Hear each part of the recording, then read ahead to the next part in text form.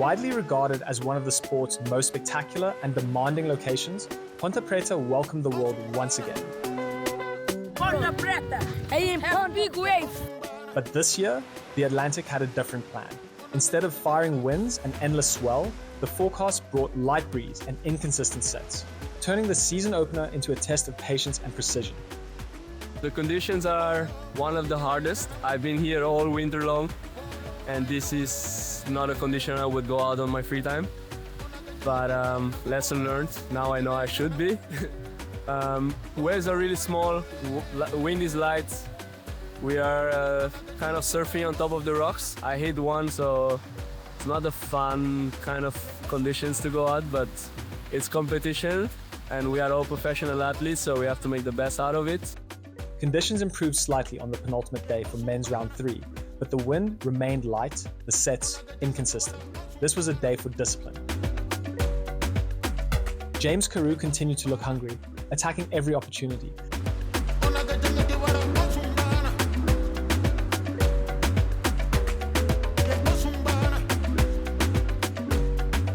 Artur Morais rode with confidence and flow, comfortable even in the tricky conditions.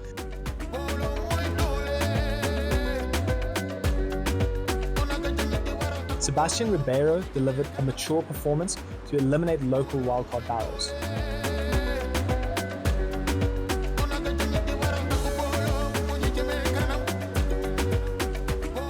But the heat of the round belonged to Ayrton Cozzolino. Facing Luke Atkinson, the battle was intense. Atkinson posted 2 solid scores.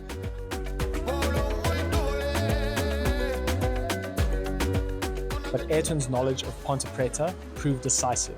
Wave selection, positioning, commitment. Commanding 15.77 two-wave total, the highest score of the event so far. Quarterfinal secured.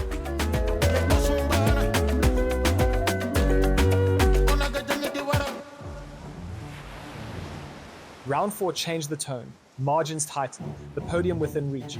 Carew versus Witchy, a charged battle.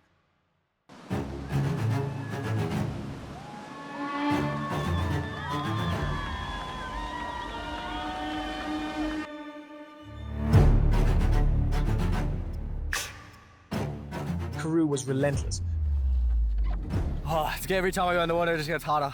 I actually managed to get a really good wave in the beginning, and that kind of set me up. I got 2 really good. I think I got my best waves in the beginning, but man, it's tricky. Either you get them or you don't. It's tough. Then Benetton versus Moraes, former world champion against Brazil event winner. Turn for turn, they traded 6-point waves in one of the closest heats of the event. Benetton edged ahead, securing his semi-final spot by the slimmest margin. Winning against Bodinho, like Artur, on a right-hander, offshore winds, riding backside, it feels super good because he's like, in my opinion, he's like top 3 best surfers in the tour.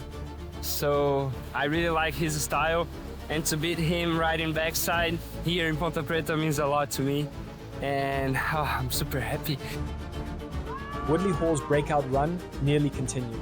In his heat against Ribeiro, Hall looked set to advance,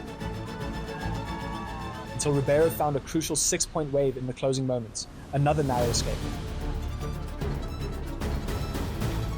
Yeah, I feel good. It was fun. I was meeting the wave, tricky conditions, small waves, very light wind.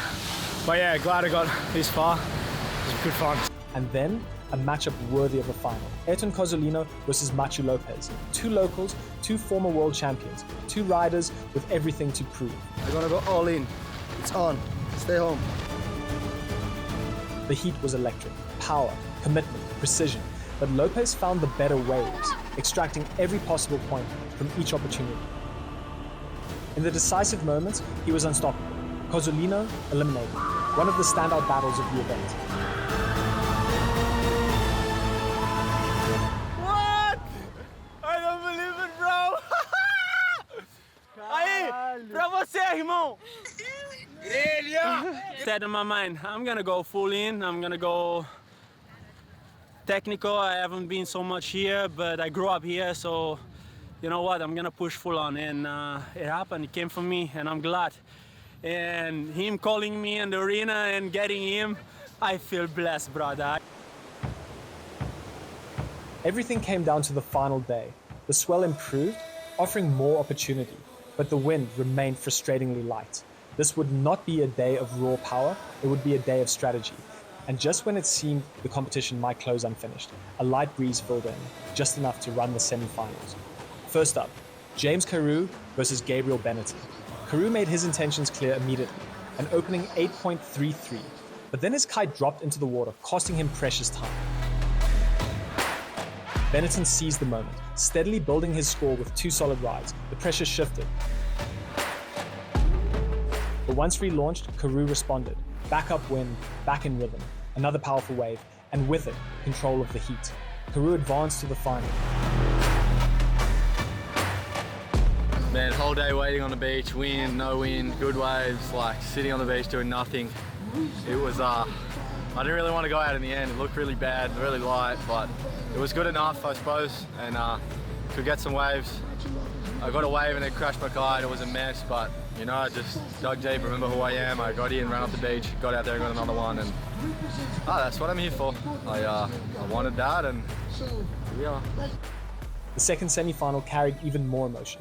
Sebastian Ribeiro versus local hero Machu Lopez. They came out firing, trading waves early, both locking in scores. Ribeiro edged ahead with a 7-point ride. Then, in the dying moments, he dropped into a heavy set wave. The crowd on the point erupted. The score dropped, 8.97.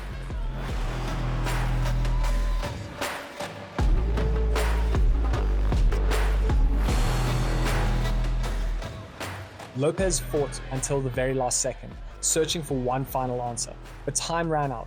Ribeiro had eliminated the local favorite on home turf. I mean, the wave was just so perfect. I was so excited to be in the water, especially against my really good friend. I mean, at least both had good opportunities. That's all I asked, opportunity. I saw he got some good runs, I got some good runs. So, in the end of the day, only one can win. As the sun dipped behind Ponta Preta, daylight faded. There was simply not enough time to run the final. And so the event concluded with James Carew and Sebastian Ribeiro sharing first place. Machu Lopez and Gabriel Benetton secured joint third.